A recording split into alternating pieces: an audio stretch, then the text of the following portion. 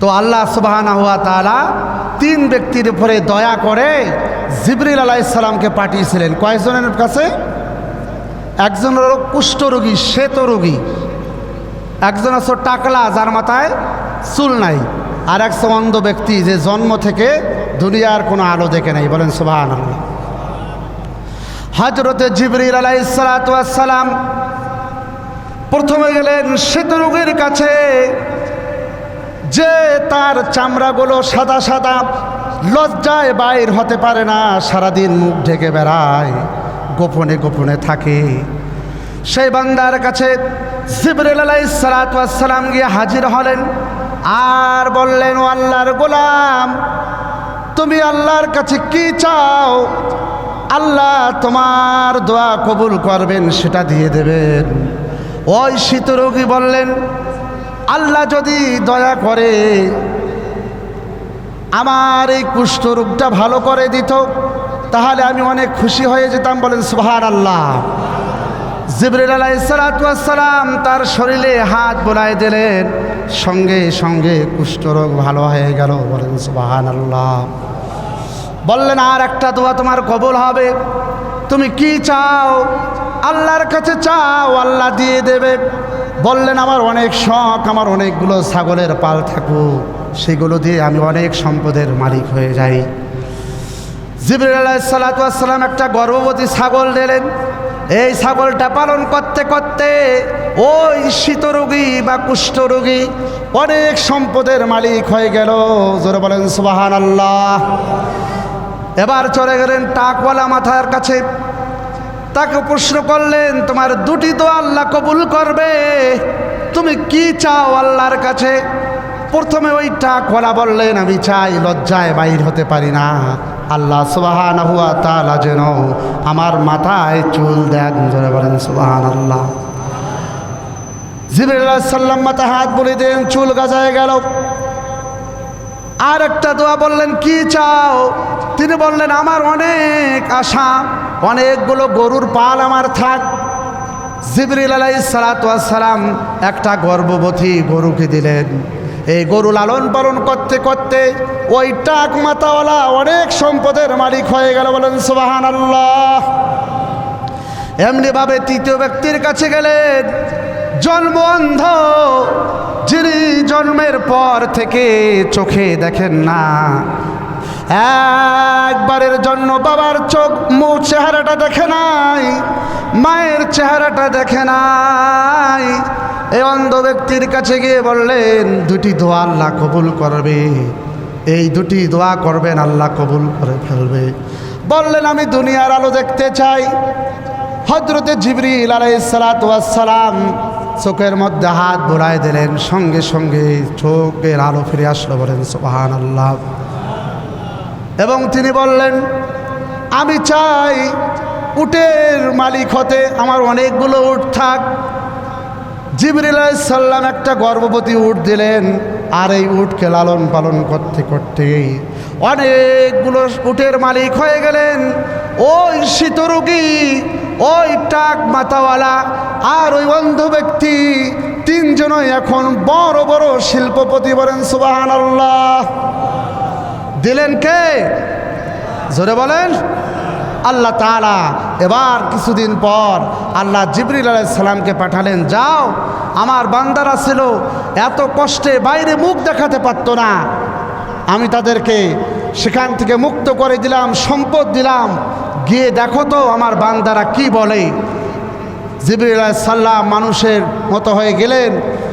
প্রথমে গেলেন সেই কুষ্ঠরোগীর কাছে, গিয়ে বললেন, ও ভাই, আমি একজন মুসাফির, দূর দেশ থেকে এসেছি, আমার যাওয়ার কোনো সামান নাই, আপনার তো অনেক সম্পদ, আপনি যদি আমাকে একটা ছাগল দিতেন, এটা বিক্রি করে যে সম্পদ হয়, এটা দিয়ে আমি চলে যেতাম। কিন্তু ওই কুষ্ঠরোগী, ওই শীতরোগী সেটা দিল না। সে বলল যে এত কষ্ট করে আমি সম্পদ করেছি, আর তোমাকে দেই? তখন জিবরিল আলাইহিস সালাম বললেন, আপনি তো ছিলেন অভাবী, আপনি তো চেহারা ছিল আপনার একদম জীর্ণ শীর্ণ, লজ্জায় বাইর হতে পেতেন না।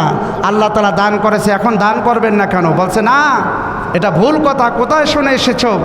আমার বাপ দাদারা আমাদের সম্পদশালী, সেখান থেকে আমরা পেয়েছি। সঙ্গে সঙ্গে জিবরিল আলাইহিস সালাম বললেন, তোমার প্রতি আল্লাহর লানত, তোমার সব কিছু ধ্বংস হয়ে যাক। ধীরে ধীরে ওই কুষ্ঠরোগী শীতরোগীর সব কিছু ধ্বংস হওয়া শুরু হলো এবং ওই কুষ্ঠরোগ বেড়ে আবার পূর্বের মতো হয়ে গেল। বলেন আল্লাহু আকবার। আরও জোরে বলেন আল্লাহু আকবার। এবার চলে গেল সেই টাক মাথাওয়ালার কাছে, গিয়ে বলল, ও ভাই, আমি একজন মুসাফির মানুষ, অনেক কষ্টে এসেছি, আমার ফেরার কোনো টাকা পয়সা নাই, আপনি যদি একটু সাহায্য করতেন আমার ভালো হতো। ওই টাক মাথাওয়ালা বলল, আমি সাহায্য করতে পারবো না, তোমাকে সাহায্য করতে পারবো না, তুমি এখান থেকে দূর হয়ে যাও। জিবরিল আলাইহিস সালাম মানুষের আকার ধারণ করে তার সামনে আসে। তিনি বললেন, তুমি তো ছিলে টাক মাথাওয়ালা, মাথায় চুল ছিল না, তোমার তো কোনো সম্পদ ছিল না, লজ্জা শরমে বাইর হতে পারত না, আজকে তোমাকে এত সম্পদ আল্লাহ দিল, মাথায় চুল দিল, এখন কেন তুমি আল্লাহকে দান করতে অস্বীকার করছো? আল্লাহু আকবার বলেন। চেয়ারম্যান সাহেব এসেছে, একটু সাইড দেন। আসসালামু আলাইকুম। এখন এই টাক মাথাওয়ালা অস্বীকার করে বসলো। তখন জিবরিল আলাইহিস সালাম বললেন, তোমাকে আল্লাহ পূর্বের মতো করে দেখ, তোমার সমস্ত সম্পদ আল্লাহ বিনষ্ট করে দেখ। এই টাক মাথাওয়ালার সমস্ত সম্পদ ধীরে ধীরে সম্পদ নষ্ট হলো, আস্তে আস্তে চুল উঠে গিয়ে আবার মাথায় টাক হয়ে গেল। আল্লাহু আকবার বলেন। তাহলে দেন কে? নেন কে? কোন ফায়াকুন, হও, সাথে সাথে হয়ে যাবে। এবার জিবরিল আলাইহিস সালাম চলে গেলেন ওই অন্ধ ব্যক্তির কাছে, গিয়ে ডাক দিয়ে বললেন, ও ভাই, আমি একজন মুসাফির মানুষ, অনেক বিপদে পড়েছি, আপনার কাছে সাহায্যের জন্য এসেছি, আমাকে কিছু সাহায্য করেন। তখন সেই অন্ধ ব্যক্তি যে ছিল সে বলল, আপনি কি চান আমার কাছে বলেন, যে একটা উট দিলে ভালো হয়। বলেন, ও মুসাফির, তুমি জানো না আমি এই চোখ দিয়ে আমার বাবাকে কেমন সেটা দেখি নাই, আমার মা কেমন সেটা দেখি নাই, আমি এই চোখ দিয়ে দুনিয়ার কোনো আলো দেখি নাই, আল্লাহ দয়া করে মেহেরবানি করে আমার চোখে আলো ফিরিয়ে দিয়েছেন, আমাকে অনেক সম্পদ দিয়েছেন মুসাফির, এজন্য আমি কার্পণ্য করব না। তুমি যেহেতু আল্লাহর গোলাম, তুমি যেহেতু আল্লাহর মেহমান মুসাফির মানুষ, সেহেতু আর আমার কোনো কার্পণ্যতা নাই। এই যে দেখো উটের পাল, জয়টা উট পছন্দ হয় তুমি নিয়ে যাও। সুবহানাল্লাহ। হাদিসে বর্ণিত হয়েছে, ওই অন্ধ ব্যক্তির আরো রুজি রোজগার বৃদ্ধি হয়ে গেল, সম্পদ আরো বৃদ্ধি হতে থাকলো। বলেন সুবহানাল্লাহ। ও মুসলমান ভাইয়েরা, যে আল্লাহ ধন দেয়, দিয়ে ধন কেড়ে নিতে কথা কন না কেন? এই সম্পদ, এই সম্মান, ইজ্জত সব কিছুর একচ্ছত্র মালিককে আল্লাহ। সকালবেলার ধনী রে তুই ফকির, সন্ধ্যাবেলা, ঠিক কিনা বলেন? এজন্য আসুন আমরা দান করব কার জন্য? যে আল্লাহ এতগুলা জমি দিয়েছে, এত ধান দিয়েছে, এত গাড়ি বাড়ি দিয়েছে, নিমিষেই চাইলে সব কিছু ধ্বংস করে দিতে পারেন তিনি, ঠিক কিনা বলেন?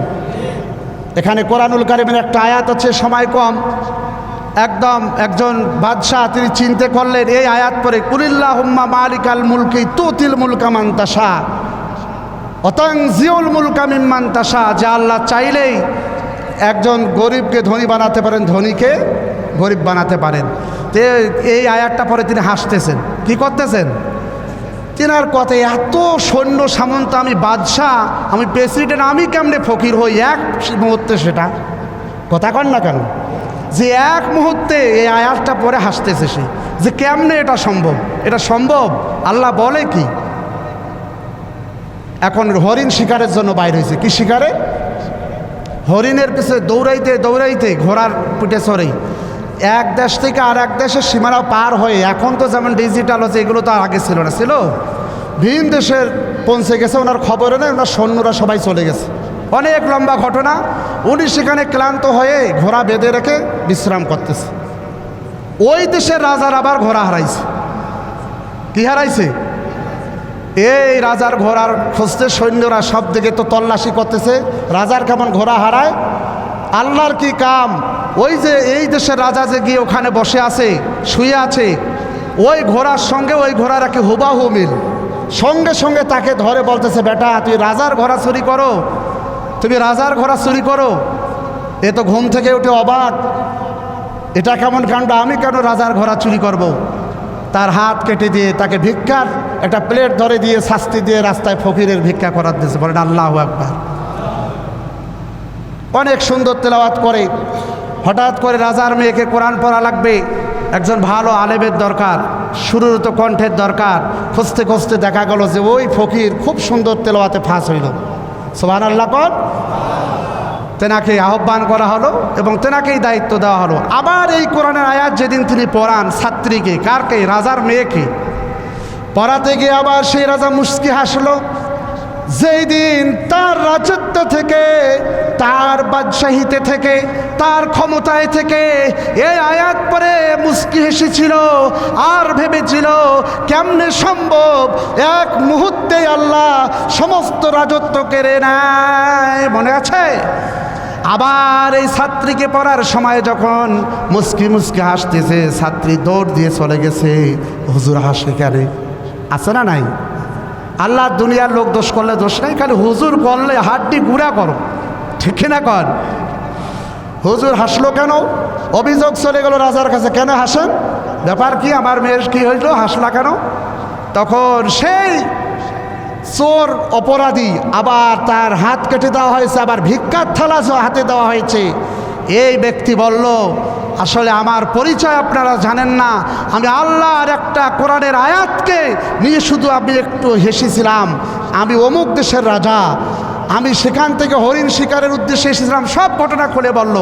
এই রাজার খোঁজ নিয়ে দেখলো আসলেই তাই। আবার সেই যে যুবরাজ, তাকে আবার ওই রাজার মেয়ের সঙ্গে বিয়ে দিয়ে তার রাজ্য ফিরিয়ে দেওয়া হলো। বলেন সুবহানাল্লাহ। আরও যারা বলেন সুবহানাল্লাহ। তাহলে দিয়ে ধন কেড়ে নিতে কথা কন না কেন? আজকে যে আল্লাহ সম্পদ দিয়েছে সে আল্লাহ কেড়ে নেবে। অতএব ও আমার ভাইয়েরা, ও আমার মায়েরা, আসুন আর বেশি বাড়াই না। আপনারা বলেন তো এই মসজিদে টাইলস লাগবে নাকি? আমরা কে আছে আল্লাহর বান্দা যে একটা কাতারের টাইলস শোক দিয়ে দেবো? আছে না এমন হিম্মত? আপনি বাড়িতে আলহামদুলিল্লাহ ভাইয়ের নাম বলেন। আলমগীর ভাইকে আল্লাহ কবুল করুক, বলেন আমিন। আলমগীর ভাইয়ের বাবা মা, দাদা দাদি, নানা নানির সবাইকে আল্লাহ মাফ করুক, বলেন আমিন। এক কাতার টাইলস আলমগীর ভাই দেবে। এই মতো হিম্মত নিয়ে দাঁড়ান। যেই বাড়িতে আপনি ঢুকতে পারবেন না সেই বাড়িটা টাইলস করে আপনি এত সুন্দর করলেন। যেই খাটে শুইতে পারবেন না, মরে যাওয়ার সঙ্গে আপনি লাশ হয়ে গেলেন। যেই বউ, যেই সন্তান একবারের জন্য আপনার আমার কবরের পাশে গিয়ে দাঁড়ায় না, তাদের জন্য এত থিয়ে লাভ নাই। কার হিম্মত আছে 2 শতক জমি বেচে হইল মসজিদটা টাইলস করে দেন? কে হিম্মত আছে? দাঁড়ান আল্লাহর জন্য ভাই, দাঁড়ান আল্লাহর জন্য দাঁড়ান। আপনার আমার জন্য লাশের খাটিয়া রেডি কিনা? মন খারাপ হইল, বুঝছি এত ওয়াজ করলাম, 2 বার পানি খাইলাম, তারপরেও মানুষ শোনে না। মুসা আলাইহিস সালাতু ওয়াস সালামের জামানায় ওনার একটা মুজিজা ছিল না? কি ছিল? লাঠি ছিল না? তার লাঠি মুসা আলাইহিস সালামকে বলল যে ওই যে এই 3 জন ধর্মের জন্য যেহেতু যুদ্ধ করছে, শহীদ হয়েছে। মুসা আলাইহিস সালাম বলে দেখি পরীক্ষা করি। লাঠি কানে ঢুকি দেয়, এখান দিয়ে ঢুকে ওখান দিয়ে বাইরে হয়ে যায়। তার বললো এটা বাম পাশে থন। আর একটা লাঠি ঢুকি দেওয়ার ওখানে ঢোকে না, আর একটার মাঝখানে যে আটকে গেছে।